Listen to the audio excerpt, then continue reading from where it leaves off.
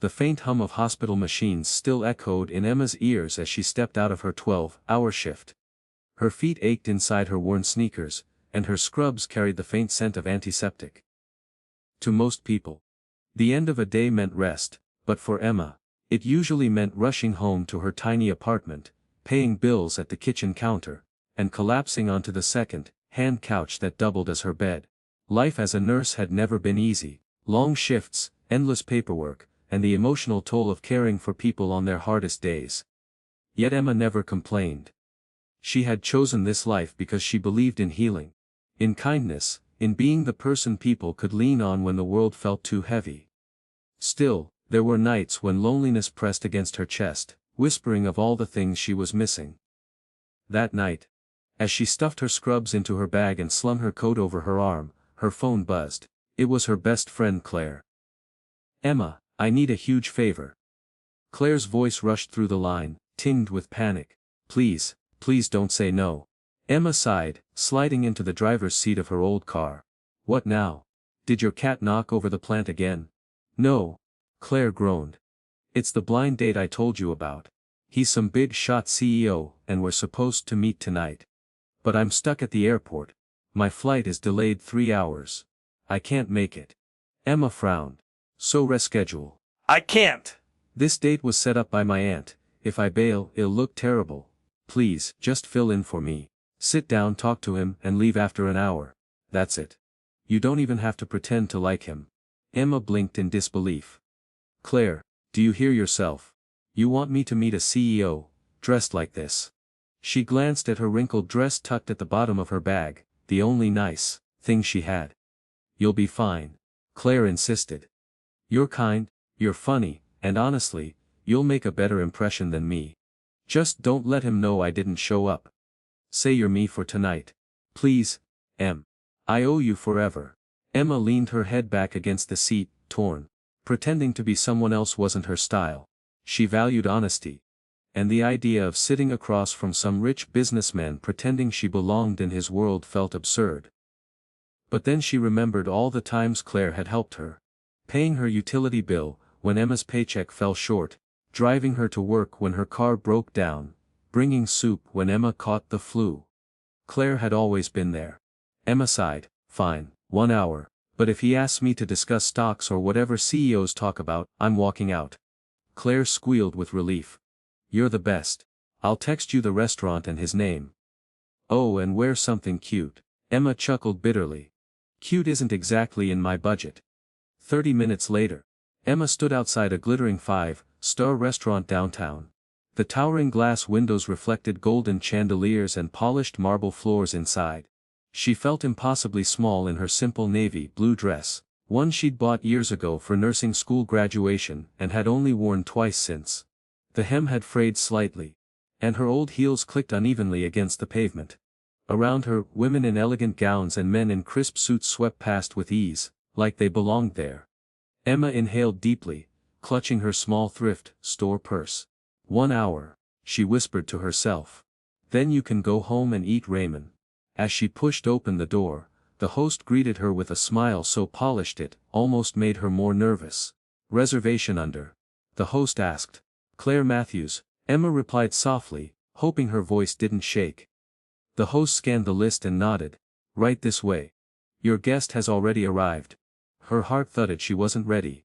She wanted to run back to her car, drive home, and bury herself under a blanket. But her feet moved forward, carrying her into the golden glow of the dining room. And then she saw him. At the far corner table, under a hanging lantern, sat a man who looked both powerful and impossibly lonely. He wore a tailored charcoal suit, but his shoulders seemed weighed down, as if even fine fabric couldn't hide exhaustion. His dark hair was neatly combed, though a few strands had fallen loose near his temples. His strong jawline gave him an air of authority, yet his eyes, deep, tired, searching, betrayed something softer. He glanced up when the host gestured toward her. Their eyes met for the first time. And Emma felt a strange flutter in her chest. Not because he was handsome, though he undeniably was, but because in his gaze she saw something familiar. A wariness she recognized from her own reflection after long shifts. A quiet loneliness that spoke louder than any words. She swallowed, forced a polite smile and walked toward him, each step echoing like thunder in her ears. "Claire?" he asked, rising slightly from his chair. His voice was deep, steady, but tinged with hope. Emma froze for the briefest second, guilt pressing against her ribs. She wasn't Claire. She wasn't the woman he'd been promised. But she had agreed, and it was too late to back out now. "Yes," she said softly, her voice steadier than she felt. "I'm Claire." He smiled faintly, offering his hand. "Daniel Carter. Thank you for coming." His hand was warm, firm, yet gentle as it clasped hers. And in that moment, Emma felt the strangest thing, a shift like the ground beneath her feet had tilted ever so slightly. She told herself it was just nerves. Just the absurdity of the situation. But something in Daniel's eyes lingered, tugging at her in a way she couldn't explain. She sat down across from him, smoothing her dress nervously. The table gleamed with silverware polished to perfection, menus embroidered with golden letters, and a vase holding a single white rose. Emma cleared her throat, forcing herself to smile. "So, how was your day?" Daniel's eyes softened, and for the first time all night, he let out a quiet laugh. And just like that, the night had begun. An hour that neither of them knew would change everything. Daniel Carter had long ago grown accustomed to empty evenings. His penthouse was quiet except for the faint hum of city traffic below, and though it looked like the kind of place anyone might dream of, it never quite felt like home. Marble counters, glass walls, designer furniture, none of it filled the silence. None of it erased the loneliness. As CEO of one of the country's fastest growing tech firms, Daniel was used to commanding boardrooms, handling crises, and making decisions that shaped lives. But all of that power came with a cost. After his wife passed away 3 years earlier, his world had shifted on its axis. Business had become his anchor, the one thing that kept him from drowning. Every hour he worked was an hour he didn't have to face the ache of loss. But no matter how late he stayed at the office, no matter how many achievements he stacked up, the nights always reminded him of what was missing. The world saw him as a powerful man. His employees whispered about his discipline and brilliance. The media painted him as ruthless, decisive, untouchable. Yet behind closed doors, Daniel was just a man, one who tucked his little daughter, Lily, into bed at night, and then sat alone with the silence. It was his friends who had convinced him to go on this blind date. "You've got to start living again," one of them had urged. "Lily deserves to see you happy." Another had chimed in. "You can't hide behind work forever." So he had agreed, though reluctantly. He didn't believe in fate, nor did he believe love could simply be arranged at a dinner table. Still, a small part of him, buried under layers of grief, longed for companionship.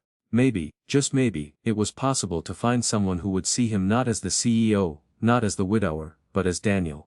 That was why he had come tonight. And that was why, when Emma walked into the restaurant, claiming to be Claire, he had been caught off guard. She wasn't like the women he was used to meeting. No perfectly styled hair.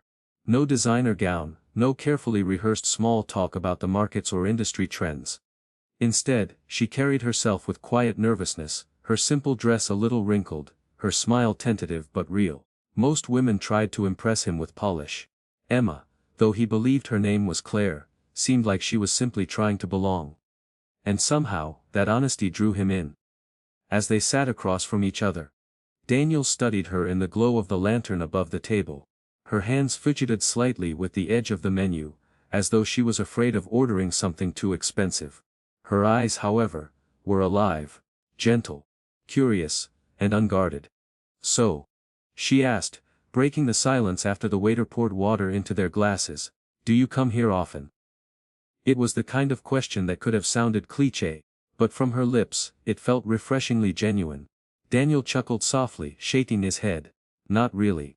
My friends suggested this place. Looks a little too fancy for me," she admitted with a shy laugh. "I was half expecting the waiter to ask for my resume before seating me." Daniel blinked at her, startled, and then, to his own surprise, laughed out loud. A real laugh, the kind that warmed his chest. It had been months since anyone had caught him off guard with humor.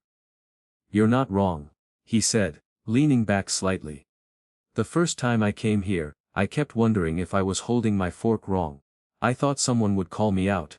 Her eyes widened with amusement. You You look like you belong here. Looks can be deceiving, he replied quietly, almost more to himself than to her. Emma tilted her head, studying him, and for a moment Daniel felt exposed. Most people never looked at him that way. They looked at him with awe, with expectation, or with fear. But she looked at him as though she saw something beneath the surface. Tell me, she said after a pause. What do you do when you're not doing CEO things? Daniel smirked at her phrasing. CEO things. You know, meetings, suits, making $1 million decisions before breakfast. He raised an eyebrow. Is that how you picture me? She grinned faintly. I mean, you do look like you probably have 3 phones and a calendar that scares small children. He laughed again, shaking his head. You're not far off. But outside of work. His voice softened. I spend time with my daughter. She's 7. She loves painting, and she insists on reading me a bedtime story every night, even though I'm supposed to be the one reading to her. Emma's eyes lit up. That's sweet. Daniel felt a tug at his chest. Most people responded to Lily's existence with polite interest, but Emma's expression wasn't polite, it was warm. Genuine. Her name is Lily, he added quietly. She's everything. Emma nodded, her smile turning tender. She's lucky to have you. He blinked at her words. The simplicity of them cutting deeper than she could have known. People often told him he was strong, impressive, admirable for raising a child alone. But no one ever said Lily was lucky. No one ever suggested that what he was doing was enough. Thank you, he murmured, his throat tight. For a while, their conversation drifted easily. About favorite foods, childhood memories, the little quirks of life. Emma's honesty was startling. She admitted she had never been to a restaurant this fancy before. She laughed at herself when she struggled to pronounce the French dishes on the menu. She didn't try to impress him. She simply was herself. And Daniel found that refreshing. Most dates he had been on since losing his wife felt like interviews, each woman more concerned about his wealth than his heart. But tonight was different. Tonight, across from this woman with sparkling eyes and an awkward laugh, he felt like a man again. Not a CEO, not a headline, not a widower. Just Daniel. And for the first time in a long time, that was enough. By the time their appetizers arrived, Emma had begun to relax, just a little. At first, her stomach had been tied in anxious knots. Every movement, every word felt like a test she might fail. But Daniel's laughter, quiet and warm, had started to chip away at her nerves. He didn't look at her with judgment. He didn't scan her dress as if it wasn't good enough. Nor did he dismiss her as unworthy of sitting across from him. Instead he seemed present. Still, guilt pressed against her chest with every passing minute. She wasn't supposed to be here. She wasn't Claire. This man, Daniel, had come expecting someone else, and she couldn't keep up the charade forever. As Daniel set down his fork, he leaned forward slightly. So, Claire, what do you do for a living? The word hung in the air like a stone. Claire worked in marketing. She had told Emma as much during one of their late-night talks. But Emma's mouth went dry. Lying had never come naturally to her, and the thought of pretending made her stomach churn. She lowered her gaze, tracing the rim of her glass with her finger. Actually, I should tell you something. Daniel tilted his head, his brows drawing together. Go on. Emma took a deep breath, her heart pounding. I'm not Claire. I'm her friend. My name is Emma. Claire couldn't make it tonight, and she begged me to come in her place. I didn't want to lie to you, but I also didn't want to stand you up. I thought I'd sit down for an hour, make polite conversation, and leave. The silence that followed was crushing. Emma braced herself for anger, for him to call the waiter over, for him to tell her she had wasted his time. She nearly reached for her purse, ready to bolt before he could dismiss her. But then Daniel surprised her. Instead of frowning, his lips curved into a faint, amused smile. You're telling me you came here tonight, pretending to be your friend, just so I wouldn't sit here alone? And Emma's cheeks flushed. I know it sounds ridiculous, and I know you probably feel tricked. But yes, that's exactly what happened. Daniel leaned back in his chair, studying her. His eyes weren't sharp or cold as she feared they were curious. Intrigued. You could have cancelled, he said slowly. You didn't owe me anything. Why did you do it? Why? Emma hesitated. The easy answer would be that Claire had begged her, and she wanted to help. But something deeper stirred inside her, something harder to admit. Because, she began, her voice softer than before, I know what it feels like to be alone. To wait for someone who never shows up. I thought no one deserves that. Not even a stranger. Daniel's chest tightened at her words. He had indeed dreaded this night. But he had also hoped, just a little, that maybe someone would show up who could ease the ache he carried. And now here she was, this woman with tired eyes and a kind smile, speaking to a part of him no one had touched in years. He cleared his throat. That's remarkably considerate of you. Emma gave a small shrug. Or foolish. Maybe both. He admitted. A chuckle escaping his lips. But I'm glad you came. Emma, her eyes flicked up to meet his startled. You are. He nodded, his expression softening. You could have lied the whole night. And I wouldn't have known. But you chose to tell me the truth. That says more about you than you realize. For a moment, Emma simply stared at him, warmth spreading across her chest. Most people overlooked her. Saw only the overworked nurse who was too tired to dress up, too broke to join in fancy dinners, too plain to draw attention. But Daniel was looking at her as though her honesty made her valuable. The waiter returned with their meals, breaking the quiet moment. Plates of delicate dishes were placed in front of them. Meals Emma couldn't pronounce, much less afford. She picked up her fork hesitantly. Daniel noticed and smiled. You don't come to places like this often, do you? Emma laughed nervously. That obvious. Not in a bad way. He assured her quickly. It's just refreshing. Most people I meet try so hard to impress me. You don't. Her cheeks warmed. That's probably because I couldn't if I tried. I'm a nurse. Long shifts, little sleep, and ramen noodles for dinner. I'm not exactly glamorous. But instead of dismissing her words, Daniel leaned forward, interest sparking in his eyes. You're a nurse. She nodded, twirling her fork slowly. Yeah, it's exhausting. And some days it feels like the world doesn't value what we do. But then you see someone smile, because you made their pain a little easier. Or you hold someone's hand when they're scared. And it feels worth it. Even if the paycheck says otherwise. Daniel's throat tightened. The sincerity in her voice, the quiet pride beneath the fatigue. It moved him. So many people in his world spoke in numbers, profit margins, and strategies. But Emma spoke of people, of kindness, of service. That sounds incredible, he said softly. Emma laughed lightly. Most days it feels more like mopping floors and catching up on charting until my eyes blur. But yes, sometimes it's incredible. They fell into an easy rhythm then.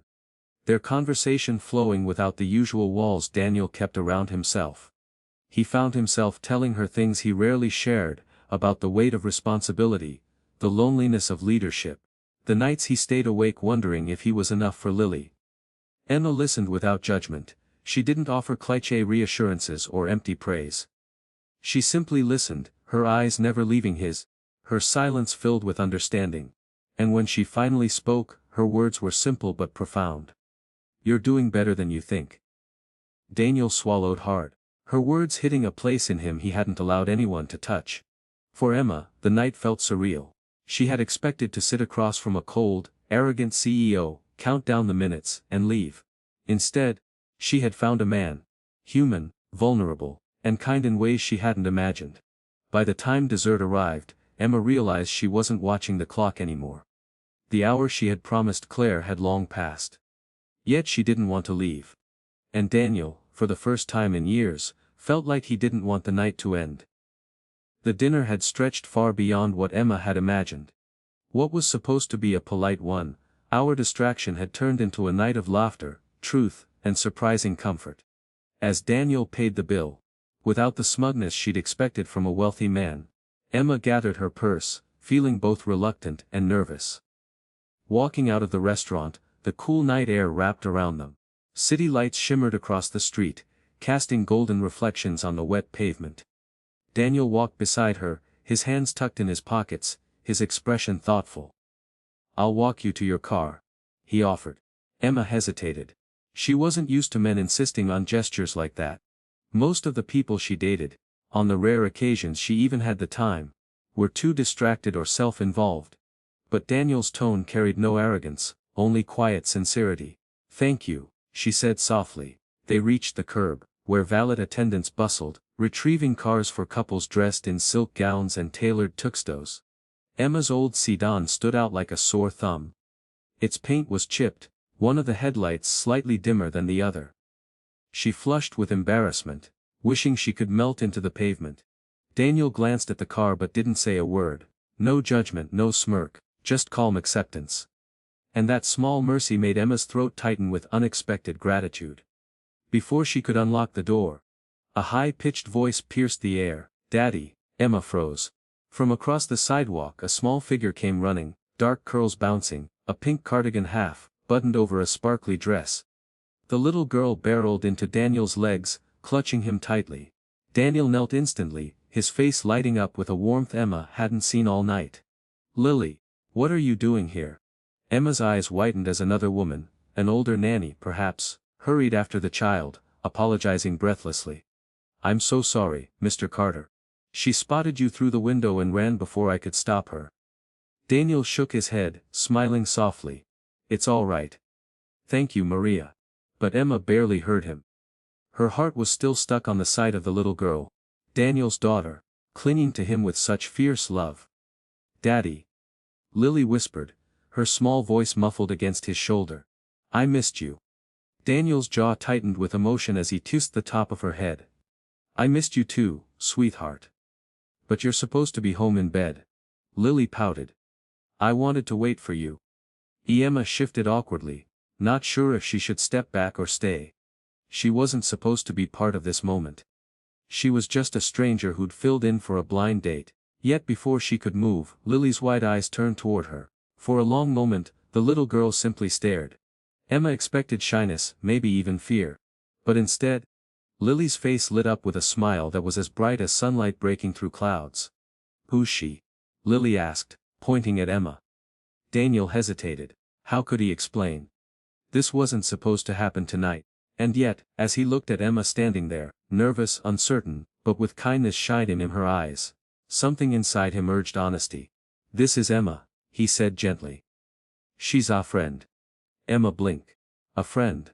The word felt strange, given they had only just met, yet it didn't feel wrong either. Before Emma could respond, Lily slipped out of her father's arms and marched up to her with the boldness only children possess. She studied Emma from head to toe, then, without a word, wrapped her tiny arms around her waist. Emma gasped. Completely taken off guard. The hug was warm, small and astonishingly sincere. "You smell like flowers," Lily murmured. Emma laughed softly, a lump forming in her throat. "That's probably just the hospital soap," she said, her voice trembling. Daniel stood a few feet away, frozen. His daughter was shy with most strangers. She rarely reached for anyone other than him or her nanny. Yet here she was, hugging Emma as if she had known her forever. For Daniel, the sight was like watching a locked door open after years of silence. His heart swelled, overwhelmed by the tenderness of it. Emma knelt slowly, lowering herself to Lily's height. "It's very nice to meet you, Lily," she said, her eyes misting. "You're even prettier than your daddy described." The girl giggled, hiding her face behind her hands. "Daddy talks about me all the time," Emma assured her. "He's very proud of you." Daniel's chest constricted. It had been so long since someone had spoken to Lily with that much warmth. Without expectation or formality. Emma wasn't trying to impress him, she was simply being kind. "Can you come again?" Lily asked suddenly, her eyes wide with innocence. Emma's heart skipped. She looked toward Daniel, unsure of how to answer. His gaze met hers, steady, vulnerable, filled with something unspoken. "We'll see," Emma said gently, brushing a stray curl from Lily's cheek. The nanny cleared her throat politely, reminding them of the late hour. Daniel sighed and kissed Lily's forehead. "Time for bed, sweetheart. I'll see you in the morning." Lily pouted but obeyed, letting the nanny guide her toward a waiting car. Still, she glanced back at Emma and waved, her small hand fluttering in the night air. Emma waved back, her heart aching in a way she hadn't expected. When the car pulled away, silence settled between her and Daniel. The city lights flickered around them, but Emma felt as if the world had narrowed to just the two of them. "She's incredible," Emma whispered. Daniel nodded, his eyes lingering on the departing car. "She is my whole world." His voice cracked ever so slightly. And she hasn't warmed up to anyone like that in years. Emma swallowed, unsure what to say. She wasn't supposed to matter. She wasn't supposed to meet his daughter, let alone earn her embrace. But something had happened tonight, something neither of them could deny. Finally, Daniel turned to her. His expression was no longer guarded, no longer polished. It was raw, open, filled with an honesty that mirrored her own earlier confession. "Emma," he said quietly. "I don't know what tonight was supposed to be. But I know this. Lily doesn't give her heart easily. And if she saw something in you, then maybe fate had its hand in this after all." Emma's breath caught. Fate. It was a word she rarely believed in. Her life had always been about survival, hard work, and sacrifice. But tonight, standing under the city lights with this man, and the memory of a child's embrace still warming her, she wondered if maybe, just maybe, fate was real. The days that followed should have been ordinary. For Emma, they should have been filled with hospital corridors, tired feet, and late-night ramen. For Daniel, they should have been consumed by board meetings, endless contracts, and the delicate balance of being both CEO and single father. But nothing was ordinary anymore. Emma found herself replaying that night in her head.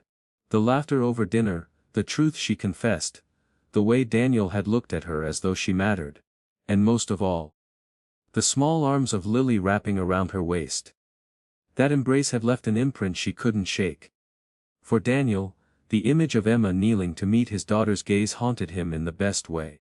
He'd dated since his wife's death, but none of those women had made it past his careful defenses.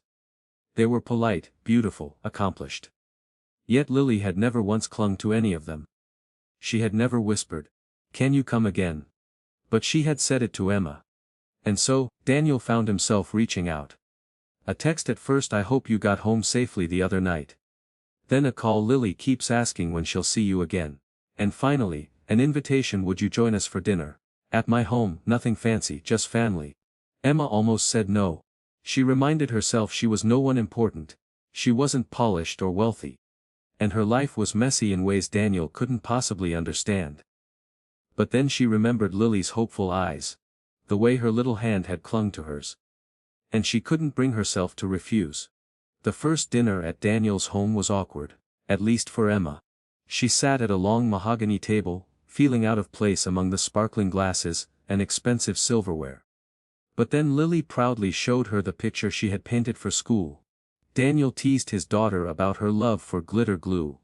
And Emma found herself laughing like she belonged. What surprised her most was how normal Daniel was at home. He wasn't the untouchable CEO here. He was just a father who burned garlic bread in the oven, and let his daughter sit on his lap, while she told animated stories. He wasn't perfect, but he was real. And Emma found herself drawn to that reality more than she had ever been drawn to polished appearances. The dinners became a rhythm. One turned into two, then three. Sometimes Emma cooked, teaching Daniel how to make simple meals he admitted he never had time to learn. Sometimes Lily insisted they all play board games, and Emma laughed so hard her cheeks ached. She didn't realize it at first, but her heart was slowly stitching itself into theirs. And Daniel's heart, too, was changing. He noticed the way Emma's presence softened his daughter's world. The way Lily's laughter came quicker, the way bedtime stories became a shared ritual when Emma stayed late.